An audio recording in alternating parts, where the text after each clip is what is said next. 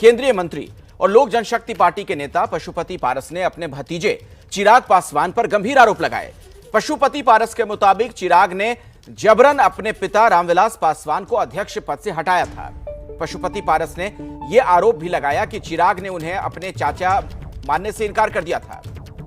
ABP news से खास बातचीत में पशुपति पारस ने यहां तक कहा कि चाहे कुछ भी हो जाए, अब चिराग और वो एक साथ नहीं आ सकते। पशुपति पारस का यह भी कहना था कि जेडीयू अध्यक्ष ललन सिंह ने पार्टी तोड़ने में उनकी मदद की। पशुपति पारस ने दावा किया है कि बिहार के मुख्यमंत्री नीतीश कुमार की सहमति से उन्हें मोदी कैबिनेट में मंत्री बनाया गया। और जातीय जनगणना के सवाल पर पशुपति पारस ने कहा वो एनडीए के फैसले को मानेंगे। तो आपको दिखाते हैं पशुपति पारस से एबीपी न्यूज संवाददाता प्रकाश कुमार की एक खास बातचीत। हमारे साथ हैं केंद्रीय मंत्री पशुपति पारस जी, जो 2 दिन के यात्रा पर बिहार आए हुए थे पहली बार मंत्री बनने के बाद, और आप यात्रा पर निकले हुए थे, बहुत सारी जगहों पर गए हैं।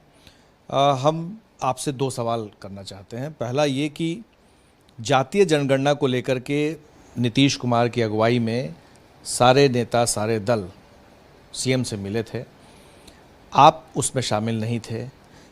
दूसरा सवाल कि आप लोगों का क्या स्टैंड है? क्या आप नरेंद्र मोदी के स्टैंड के साथ हैं या नीतीश कुमार जो बिहार के मुख्यमंत्री उनके साथ? देखिए, मैं न किन्हीं के स्टैंड के साथ हूँ, न मैं किन्हीं के विरोध में हूँ। मैं एनडीए गठबंधन का जो फैसला होगा मैं उनके साथ हूँ। और अभी तक जो प्रधानमंत्री हैं या जो अधिसूचना जारी हुई है उसके मुताबिक जातीय जनगणना नहीं हो सकता है।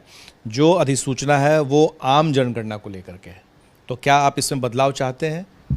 एक बार मैंने कहा ना कि जो एनडीए गठबंधन की राय होगी, चूँकि एनडीए गठबंधन का मैं पार्ट हूँ और भारत सरकार का मैं मिनिस्टर भी हूँ, तो एनडीए गठबंधन की जो राय होगी, आम सहमति से जो राय बनेगी, हमारी पार्टी और हम उनके साथ हैं, उस राय के साथ। एनडीए के पार्ट माननीय नीतीश कुमार जी भी हैं, एनडीए के पार्ट माननीय जीतन राम मांझी जी भी हैं, मुकेश सहनी जी भी हैं, मैं भी हूँ और भाजपा भी है। सभी 5 दल का एक मिश्रण है।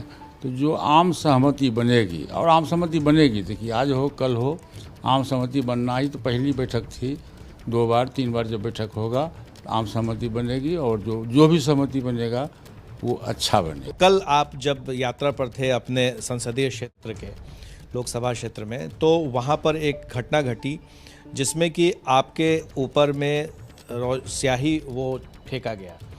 तो क्या जनता आपसे नाराज़ है इसलिए, या फिर आपके जो समर्थक हैं वो चिराग पासवान से अलग होने के नाराज़ हैं? क्या वजह है? कल जो घटनाएं घटी, हालांकि उसमें मैं नहीं था, मेरी गाड़ी का काफिला आगे हम लोग चले गए थे, पीछे में किसी लड़का ने स्याही फेंका, लेकिन ये सुनियोजित था। पहले से हम लोगों को जानकारी थी कि इस तरह की घटना घटेगी, या वो पेशेवर लोग था जिसको कल रात में पुलिस ने गिरफ्तार किया। वो पेशेवर लोग था। देखिए, धान के खेत में एक झौर होता है, देहात में कहानी, आप भी देहात के रहने वाले हैं ना, तो वो झौर है वो लोग, वो सबसे कुछ होने वाला नहीं। हाथी चले बाजार, कुत्ता भूखे हजार। चिराग पासवान का कहना है कि अब उनकी पकड़ पिता के उत्तराधिकारी होने के नाते पासवान जाति पर है और पासवान लोगों ने उन्हें अपना नेता मान लिया है। आपको लगता है कि ये सच है? आप ये तो अब चिराग पासवान से पूछिए कि जमुई काहे छोड़ दिया। जमुई में पासवान नहीं है क्या? जमुई में पासवान की आबादी है, 1 लाख के लगभग जमुई में पासवान जाति समाज के लोग हैं, लेकिन जमुई छोड़ के हाजीपुर क्यों आ गए?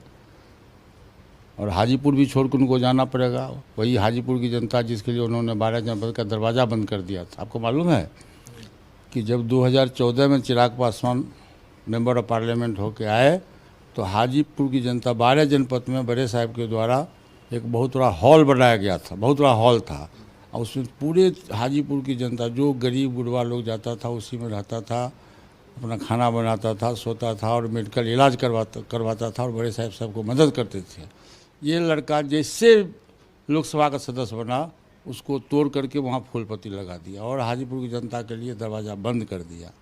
वो हाजीपुर में आज घर घर में घूम रहा है। वो हाजीपुर की जनता को एक एक चीज़ मालूम है कि रामविलास पासवान क्या थे, पशुपति कुमार पारस क्या हैं और चिराग पासवान क्या है। ये हाजीपुर की जनता जानती है। और कल हाजीपुर की जनता ने साबित कर दिया कि हाजीपुर की जनता 90% जनता हमारे साथ में है। आपने बताया कि केंद्रीय मंत्री आपको बनाया प्रधानमंत्री ने, तो क्या ये सही है कि नीतीश कुमार जो बिहार के मुख्यमंत्री हैं उनसे आपके बड़े अच्छे संबंध थे, हैं भी, उनकी कितनी बड़ी भूमिका थी आपको मंत्री बनवाने में? एनडीए के पार्ट वो भी हैं, एनडीए के पार्ट मैं भी हूँ, एनडीए के पार्ट भाजपा के लोग भी हैं।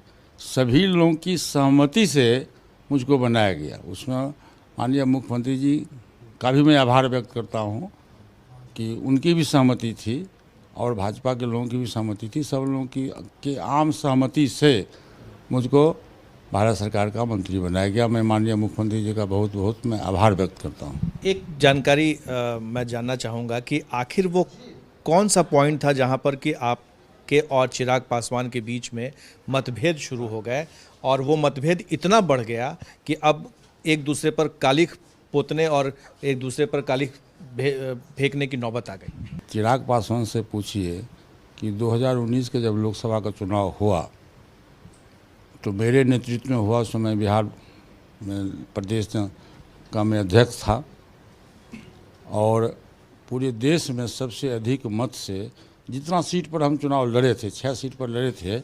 52% से कम मेरे किसी भी उम्मीदवार को वोट कम नहीं आया। पोलिंग का 52% आया, जो पूरे देश में किसी भी राष्ट्रीय दल को उतना बहुमत नहीं मिला। फिर भी मुझको फोर्सली ज़बरदस्ती अध्यक्ष पद से चिराग पासवान ने क्यों हटाया?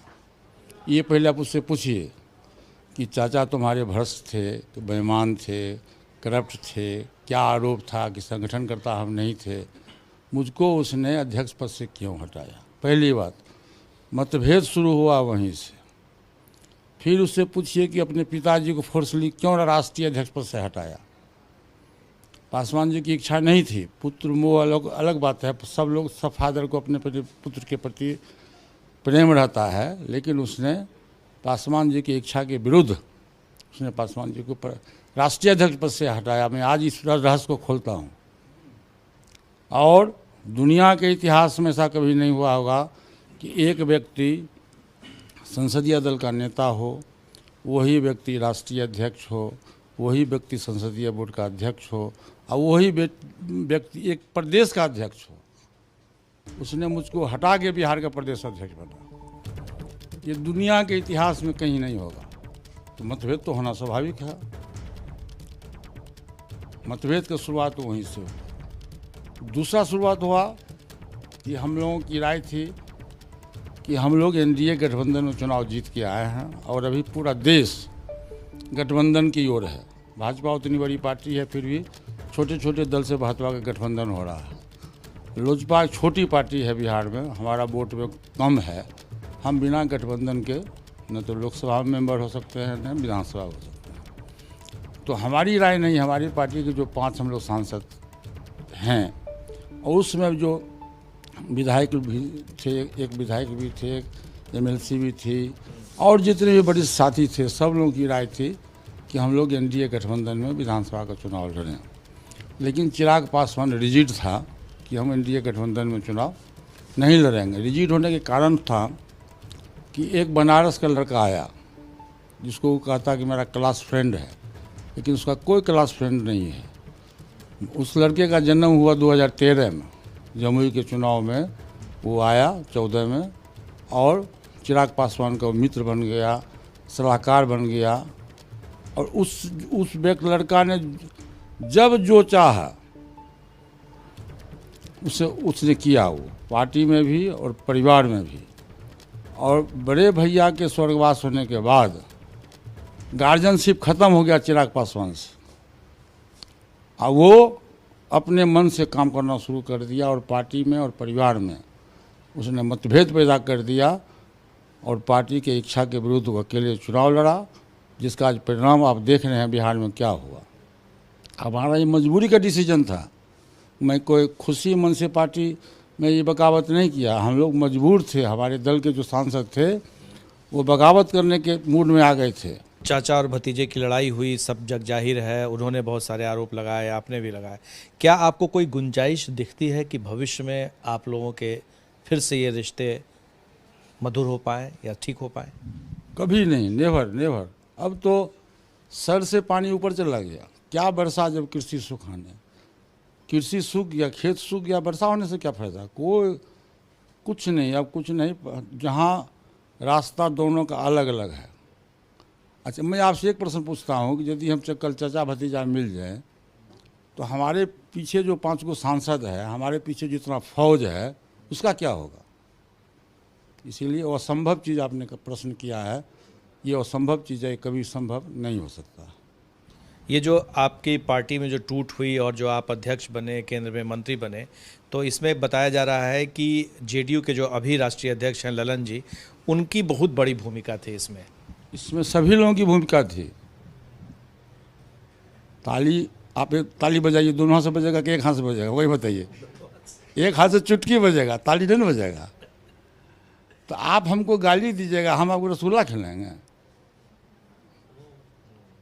चिराग पासवान ने कहा कि नीतीश कुमार को जेल भेज दो, भ्रष्टाचारी है, इसको जेल भेज दो। मैंने कहा कि नहीं, नीतीश कुमार सुशासन बाबू हैं, इसी का न मत भेज दो। जी 16 अक्टूबर को यहाँ इसी जगह 16 अक्टूबर को मैंने कहा था, बड़े भैया का दलित सेना के तरफ से शोक प्रस्ताव हम लोग बनाए थे, श्रद्धांजलि सभा बनाए थे, और उसमें मैंने कहा था, भाई साहब ने हमसे प्रश्न पूछा था, मैंने कहा था कि स्वर्गीय पासवान जी को भारत रत्न की उपाधि मिलनी चाहिए।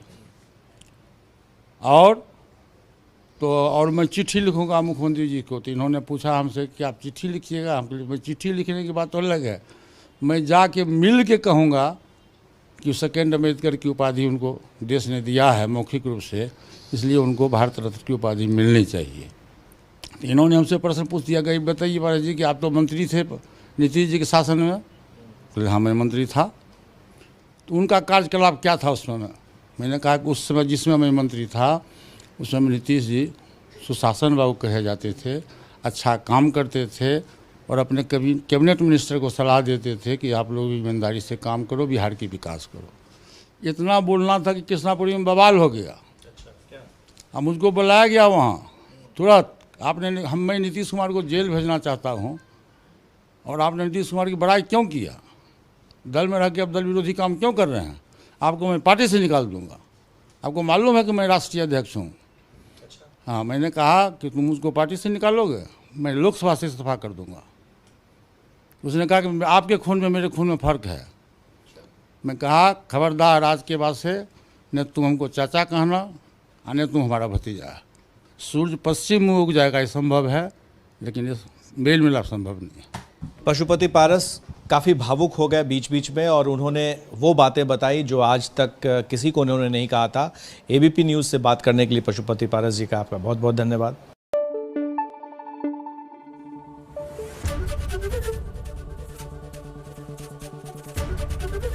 एबीपी न्यूज़ आपको रखे आगे।